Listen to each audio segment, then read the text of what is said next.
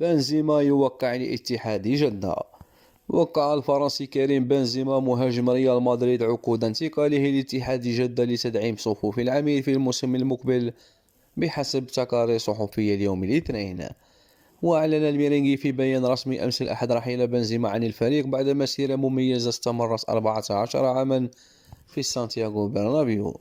وكتب فابريزيو رومانو خبير انتقالات اللاعبين والمدربين في أوروبا عبر حسابه على تويتر: وقع كريم بنزيما على الجزء الرئيسي من عقود انتقاله إلى اتحاد جدة. وأضاف: عقد بنزيما مع اتحاد جدة سيمتد حتى حزيران يونيو 2025 ويشمل خيار التمديد لموسم إضافي. وتابع: سيكون راتب بنزيما قريبا من 200 مليون يورو سنويا شاملا العقود التجارية والمتغيرات. وختم: بنزيما سيودع جماهير ريال مدريد يوم الثلاثاء في مؤتمر صحفي ثم سيسافر إلى السعودية.